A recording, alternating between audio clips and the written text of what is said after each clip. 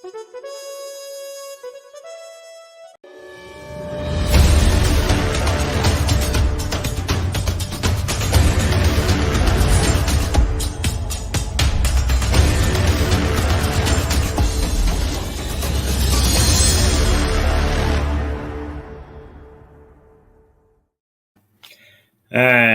we are back again.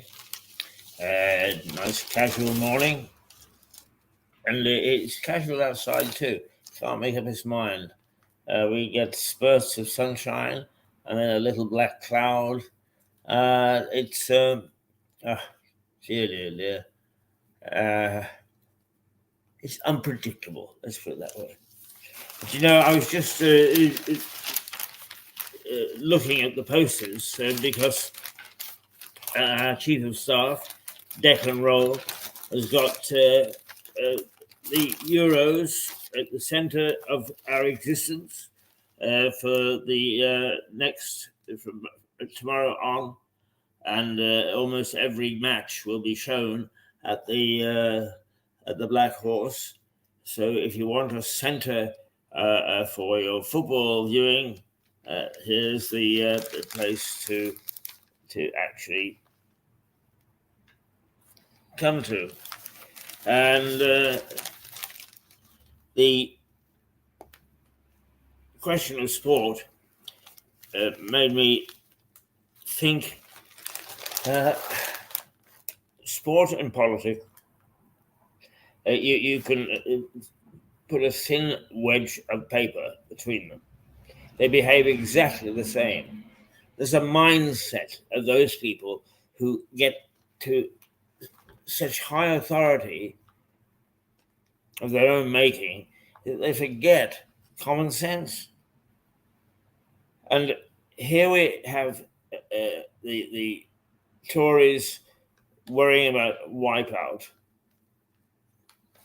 and Starmer going the old route, nothing new.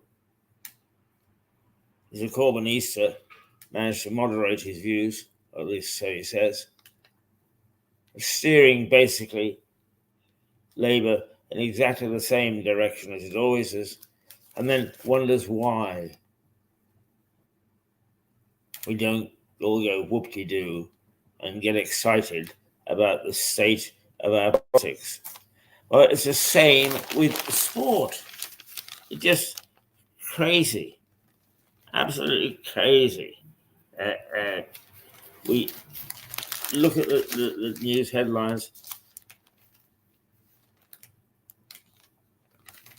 and the same mistakes, same themes, no new thinking. Aussies risk a ban if they try to engineer an England exit. In other words, dirty play behind the scenes. What did the Aussies do a couple of years ago? Tampered with the ball.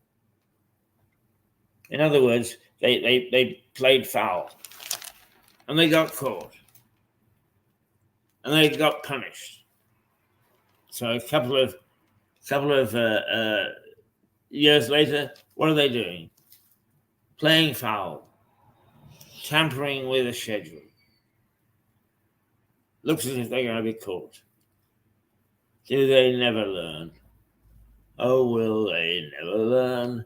Oh, will they never learn? So, and this is being played in St. Lucia, of all places. It's a tiny little South Sea island. Goodness gracious me.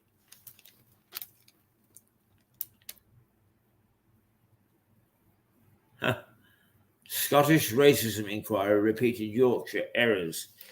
God, they're upset their own backsides about racism. I don't hear anything from cricket about excellence. Nobody is brave enough to stand up and say, look, there can be 11 black England players. There can be 11 gay England players if they are the best players that we can find.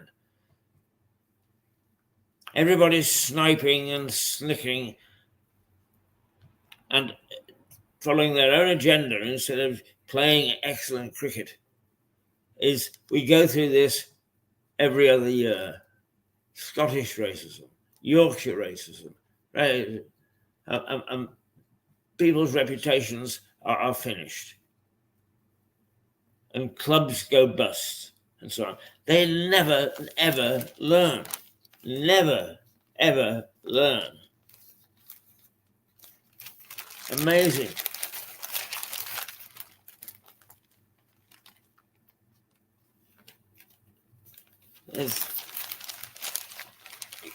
Moving on, Southgate is right. It is win or bust for the England manager.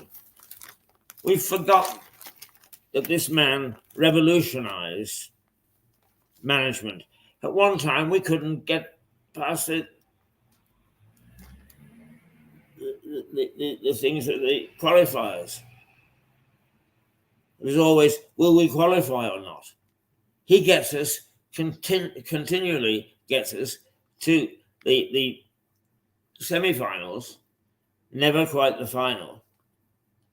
But that is a game of chance. He's articulate, he's clever, he's thinking, he's brought on some marvelous new talent. England now, if never bringing home the trophy, are always towards the top. And what are we doing? Oh, well, if he doesn't bring it home this time, we're going to sack him. That's very typical. How stupid. If we've got a winner, stay with him, because the trophies will come home, and probably come home numerous times if we stay with a confirmed winner. And what's the FA chief saying? We may appoint a foreigner. God's sake, I don't want a foreigner in charge of the England side. I'm not xenophobic, but England as a team is England as a team. And we should place our faith in our nationalism. No wonder society is in such a mess where it doesn't have any identity. And here we've got identity, we've got a good manager, we've actually got a good side, despite the fact that I, like others, sit and swear at them at the television. They can't be 100% there. And that we should expect it is rubbish. The FA chief should go. Who is Mark Bullingham? Is it the FA chief executive? He's the one that should go. The board should be taking responsibility, not the bloody manager. What absolute nonsense. But it is typical of the thinking that goes on at the highest level. They seem to be isolated from any common sense thought. Dear, oh dear, oh dear, oh dear.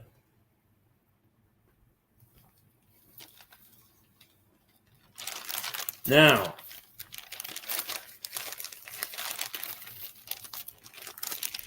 we get to where the money is just so ridiculous, farcical. The FA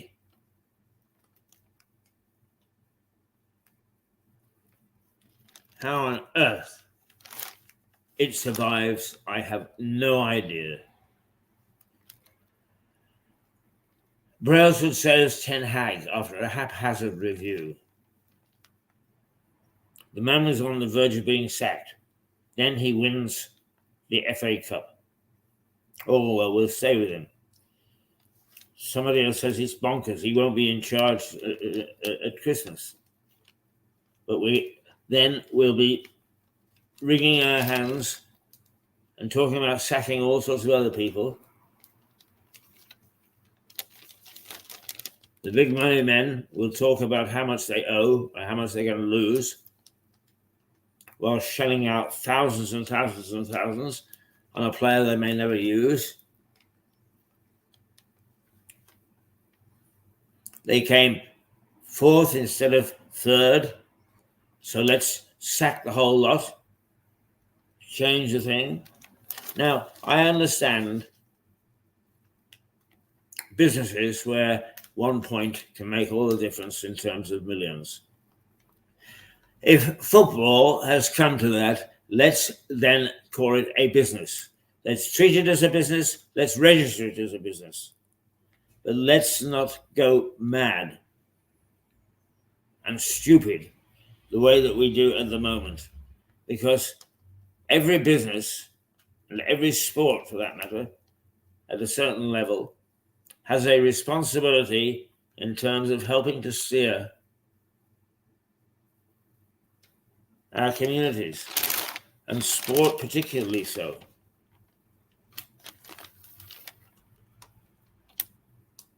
Spurs seek a £21 million for Emerson in clear out. Where did Tottenham come?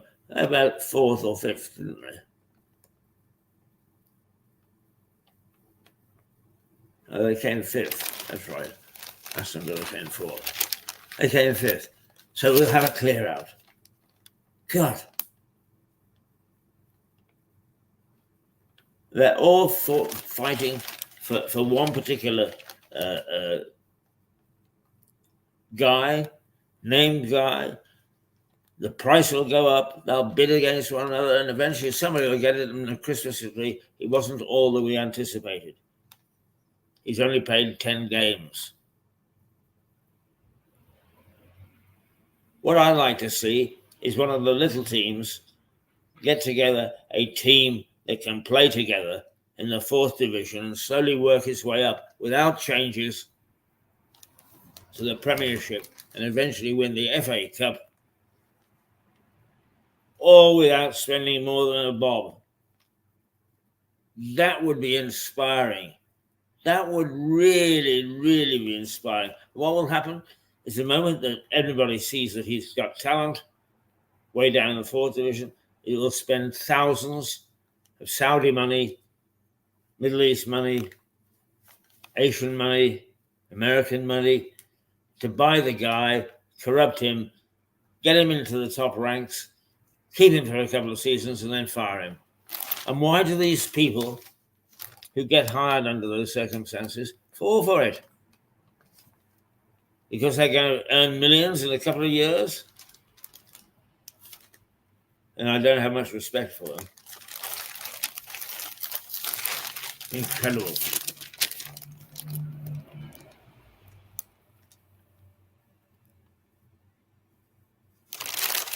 Well, that's enough for a rant. Took me inside the sport. I'd soon sort them out. Actually, it wouldn't be a bad thing, you know. There have been stories in the past of people in wheelchairs who have managed to be top-class coaches. People who couldn't walk. In fact, people who couldn't swim. Being top-class coaches. How wonderful. What inspiring stories. And what a way to attract more youngsters back to playing sport instead of finding their ways into the bookies. You know, we treat these people as if they're quite normal. I was once in Hong Kong, as you were, and I went down for breakfast at the hotel, and suddenly there's a big clatter, and a table that had been put aside was full. And it was the Australian is it 7-a-side cricketers or 5-a-side cricketers or whatever. Anyway, it was the Australian team. And they came down, and yes, they're athletes. They have healthy appetites. the way they wolfed stuff down without any manners whatsoever in the middle of a hotel dining room. And it wasn't a bad hotel either. I thought I wouldn't want any of these guys to my home for dinner or lunch. Wouldn't want them in the place. They were uncouth, unsophisticated. All they were good at was sport. Okay, good for them. But at least you would think that they would be interested in civilization. Perhaps good manners because they're on world stages. No, not a bit of it. Our society has got itself standing on its head. And all for filthy lucre. Ooh. If somebody came and offered me a few million now for Mirador, would I take it? Of course I would. I'm all for filthy lucre. But I don't think I would lose my civilized way of living. And he said that, looking at himself on the screen, thinking, are you civilized? You. Poser, you. You poser. But nonetheless, I think anybody watching knows what I'm getting at. There is a way of life with decent manners, decent behavior, consideration for those outside their own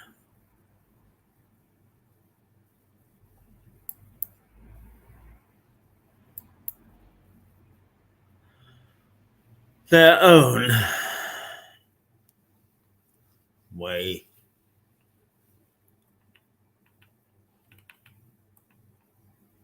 of thinking.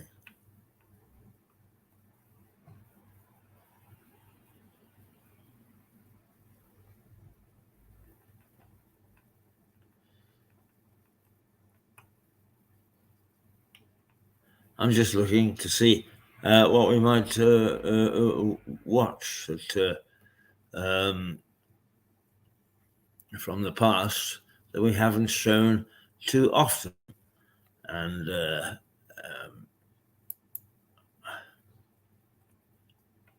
I don't know. So we have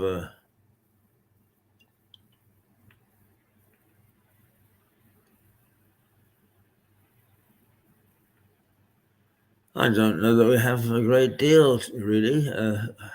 Hadn't thought that we might have this gap this morning.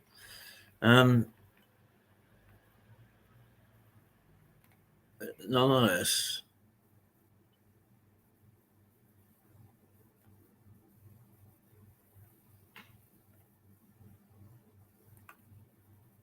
we'll take a view.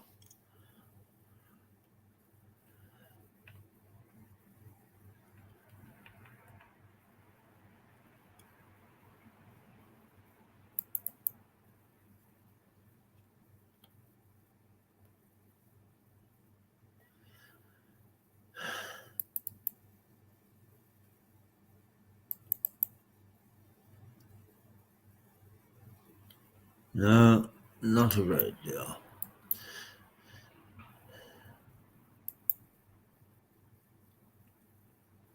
So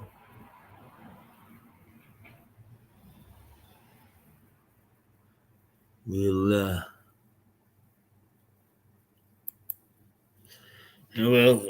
come back to me, and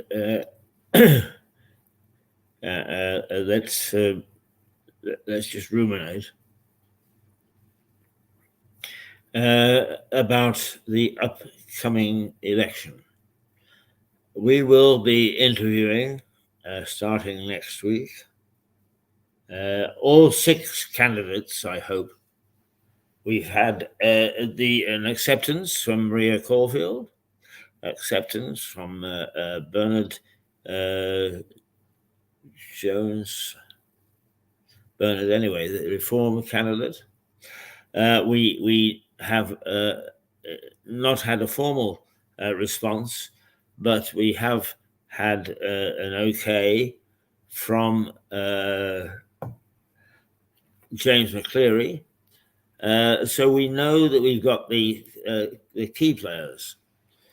Labour and the Greens have each put up a candidate. We've invited them. And there is one esoteric candidate whose name I just can't remember, who on the voting pattern of Lewis could easily end up our MP. And why not? It's the history of Lewis is a remarkable history when it comes to the people that this society has spawned. I mean, okay, it was a bit of an accident that Simon de Montfort was created the Battle of Lewes here. It's very odd indeed. But he happened to be celebrating the Feast of St. Pancras in our priory. And Simon de Montfort, Henry III was celebrating the Feast of St. Pancras. Simon de Montfort couldn't wait. He got pissed off with the king, who kept on making excuses. And why was Simon so fed up with His Majesty? Well, 50 years before, the much celebrated Magna Carta had been signed or not signed, as the case may be. It is said that King John did not sign the Magna Carta, and some experts have said that's because he didn't intend to keep it. Others have said, no, hang on. Royal decrees in those times didn't get signed. You made the decree, you put a seal on it, and that was it. But anyway, whether in fact he'd signed it or not, he didn't live by it. He kept on partying, using his money for wayward adventures, military in the main, and he'd pass that on to his children. And King Henry III was even worse than King John. Now, remember, there was no difference between Normandy and the UK. Our kings and princes were their kings and princes. Our landowners were their landowners, and had been for a couple of centuries, since William had waded across the channel and had taken us by storm. So Henry had hundreds of relatives in France, whom he brought in and gave all the plum jobs. As the head of the civil service was a few thousand a month. It was a Henry appointee. His favorite jester was nominated by the king. The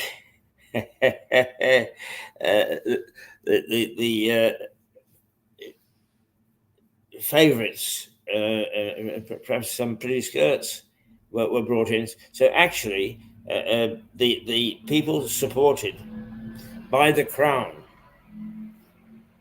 that came from Normandy were numbered in the thousands.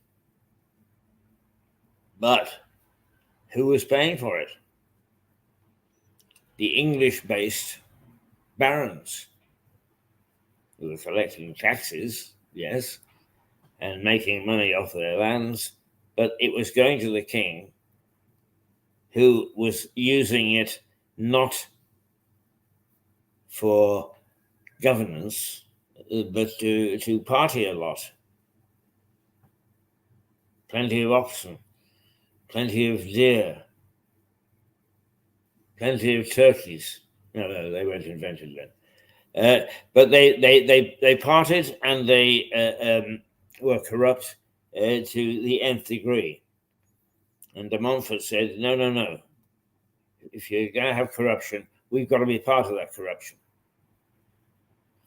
He wasn't a pure thinker. He wasn't sort of saying, gosh, we've got a Robin Hood, we must make sure we support Robin. On the contrary, they were as anxious to fill their pockets as the king was. But it was only the king who was filling his pocket, and at the expense of the barons. Anyway, Simon de Montfort said, no, stop it. And the king said, ha, on your bike.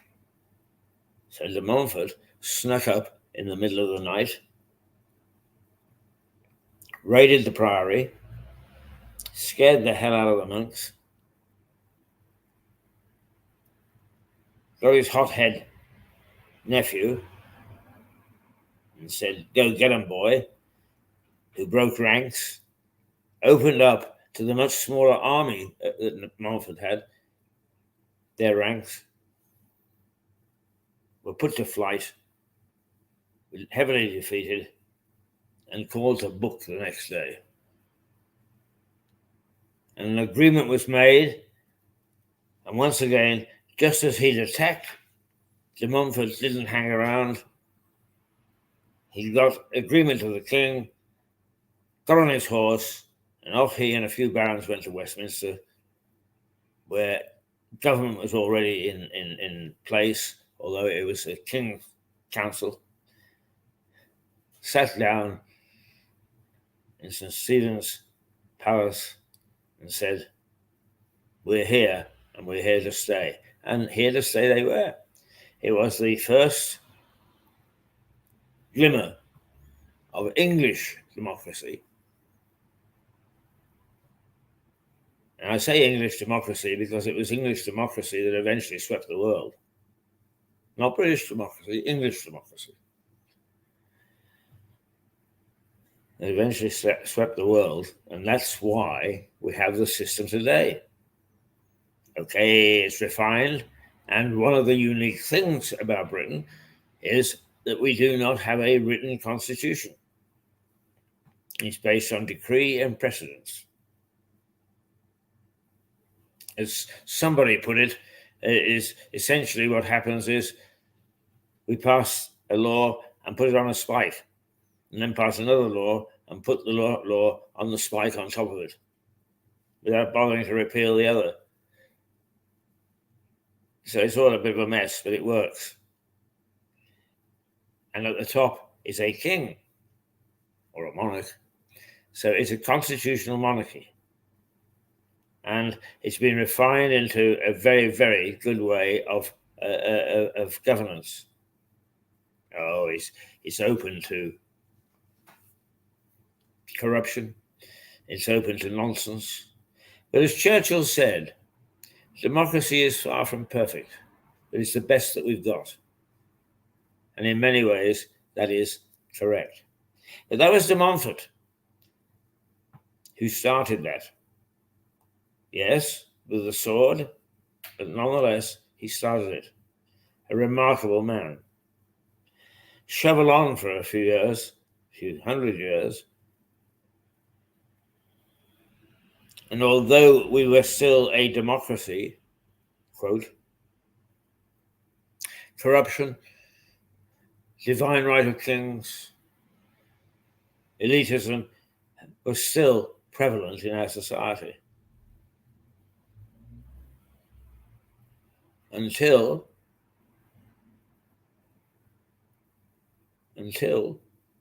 Tom Paine wandered in.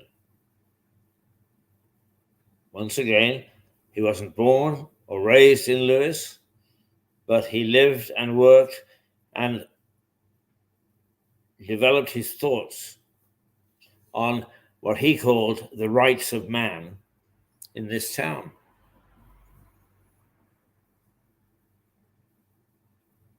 And he was some pup, apparently not a very likable man. Apparently drank like a fish. Apparently was very argumentative and not at all given to letting people have their say. But nonetheless, he developed some rules of governance which, despite the fact that they came under stress at the time, helped to formulate what we now know as democracy.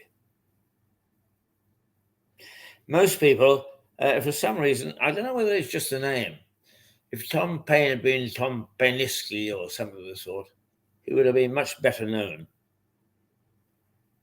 And yet, it was he who was the most influential man of those who signed the Declaration of Independence. He was the man who persuaded the colonists that they didn't stand a chance of getting either the king or the barons, the lords, on their side, that their only way to go was to rebel. He was the man that persuaded his peers when he was in England, in London, to call the lower chamber the House of Commons. He was the man that persuaded the colonists to call the new group of colonies the United States. He even took up arms against some of the Indian tribes.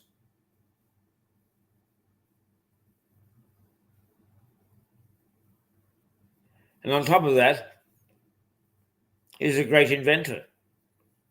He invented the single-span bridge. He invented a form of the single-stroke engine, the internal combustion engine, except he invented it for boats, not cars. He invented, and I always think that this is an absolute stroke of genius, the smokeless candle. Because if people read at night with the candles that were manufactured at the time, they risked poisoning themselves to death. And this was a guy who lived in Bull House, just down the road from here, just down the road from this pub, for a decade of his life. And so Lewis has a history of unusual people. There are others, but those two were quite remarkable and really did change the face of history.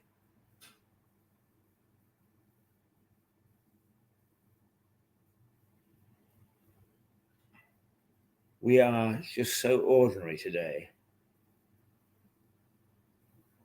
with nobody afraid to say boo to a goose. Nobody wants to change. Those who think outside the box are considered to be utterly mad. We are. We're completely and utterly mad. But hopefully mad in a positive way. Mad in a way that a few people will recognize what we try to do and to support us. Mirador Television flies in the face of every piece of convention for television and communication that you could ever wish. Oh, it's overshadowed because of the big boys and the clever boys coming up with social media and so on.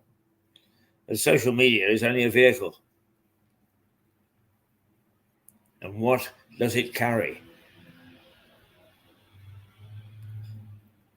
And we would hope that one of the things that it is carrying at the moment is Mirador,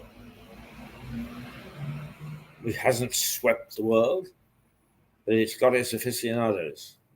It's got its people who understand that there is more ways of one than one to skin a cat. Oh, we're not supposed to say that. Oh no, to hell with it. That's another thing, is the wokes and the proper way of living people have got us so tied down, we're scared to say things. We're scared to use our language in case it offends. Well, let it offend. For God's sake, there are enough people that offend me. I don't go round yelling and screaming at them and telling them they should shut up. Let's offend one another a little bit. Let's offend one another a lot. But not for gratuitous nonsense, which is exactly what we've got at the moment.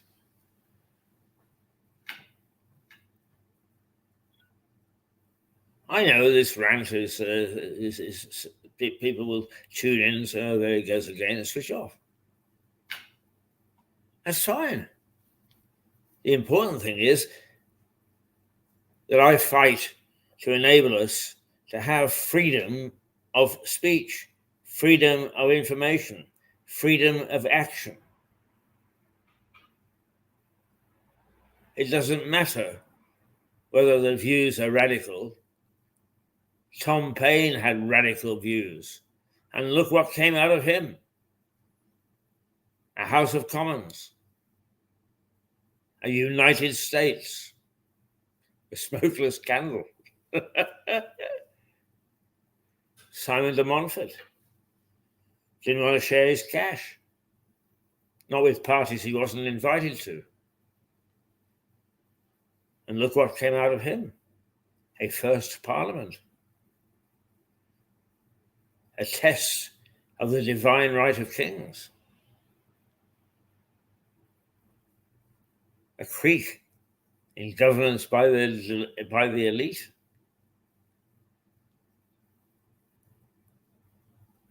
They didn't just wake up one night and say, oh, I think this is what we'll do. They formulated these thoughts by talking and debating and listening and yelling and getting things wrong. That's the important thing, is getting things wrong. You get things wrong, you'll eventually get them right. If you don't get things wrong, you've never tried. Many people have sayings ascribed to them. Who really knows who said for the first time? If you haven't experienced complete and utter failure, you will never understand the great feeling of complete and utter success. And what you go through in between time is sometimes hell, sometimes ridicule, sometimes disdain. But if you're not prepared to go through it, as they say, if you can't stand the heat, get out of the kitchen. Go and be a non-entity. But don't try in being a non-entity to be a leader, because you won't be. And that is what's happened to our Houses of Parliament. First of all, everybody wants to do away with the House of Lords. I don't want to do away with the House of Lords. I want a second chamber. It's the way that people get there that is wrong. That's the corrupt bit. That's the nonsensical bit. Boy, you've been very good to me. I'll give you a peerage. What does a peerage mean? Oh, you get to sit in the House of Lords. You get all the privileges, including 300 quid a day every time you turn up. But also, when those pesky people in the House of Commons decide to do something, in your great wisdom, because you've got a title, you're able to say, can't do that. And you make things difficult. Now, by all means, make things difficult.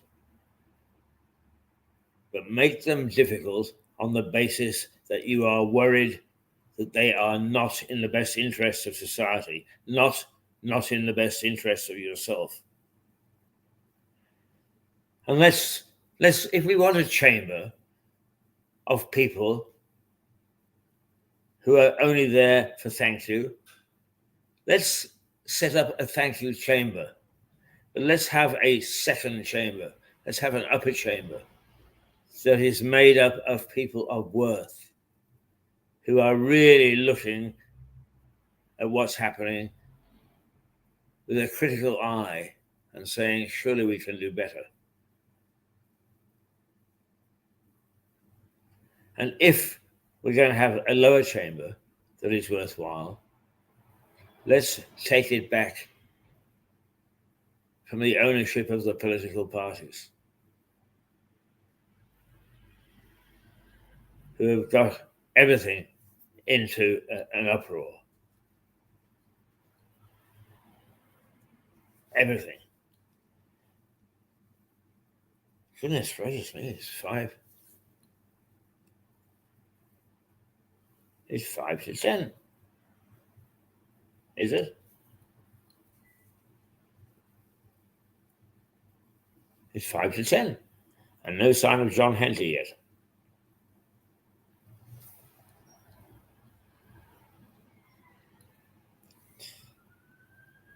Wow. I've been rabbiting on for a long time and not realizing it. Well, it's 10 to 10, 9:52. I'm sure that John will be along in a minute with his famous bag, his bag of tricks.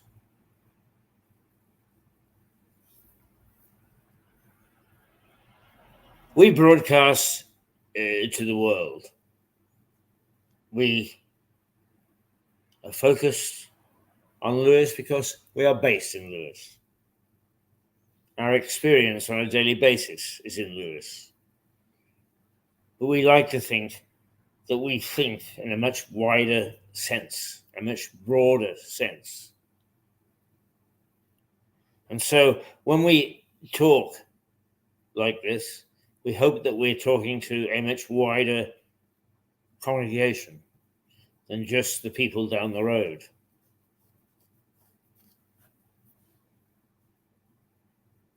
We like to think that's what we're doing. We like to involve thoughts about wider things. And this election campaign will give us the opportunity to talk to our local representatives.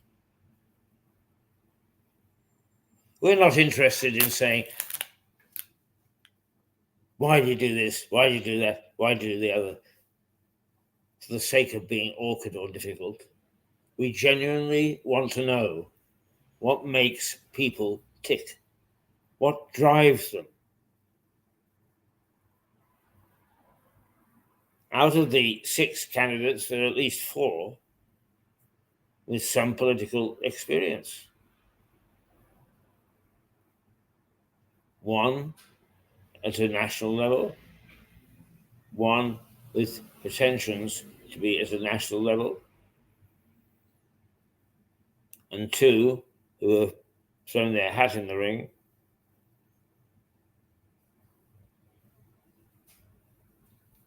who might be okay. 2 unknown quantity. But we need to know. And if Mirador is the one to actually winkle out of them, what they're really like, what their thoughts are, how they feel. Would they make a good representative? Never mind whether they would make a good Conservative representative or a Labour representative or a Lib Dem representative. Those are just titles. And unfortunately, parties, divisions. But we want to know, are we getting the good thinkers? Are we getting the people that are really concerned about our communities? Are we getting the Tom Paines? Are we getting the Simon de Montforts? Are we getting the leaders? Because the track record of the last 20 years has been filling the gap.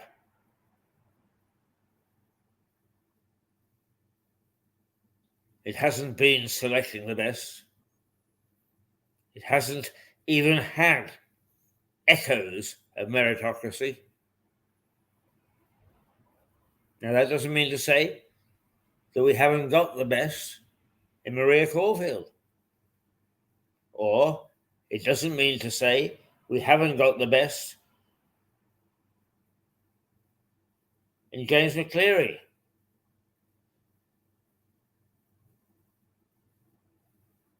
Or, for that matter, the Reform candidate. Or the Labour candidate. But what we should be looking for is the best, not we are Labour. I am mightily sick and tired of reading in local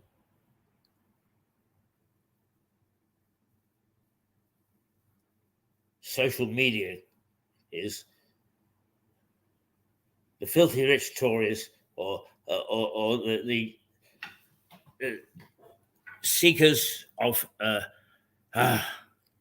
Toryism are awful and sickening and so on.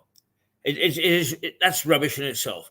But we'll carry on with that conversation some other time because John Henty has arrived, and I'm now going to take a little break, and we'll be back with John in 5 minutes' time.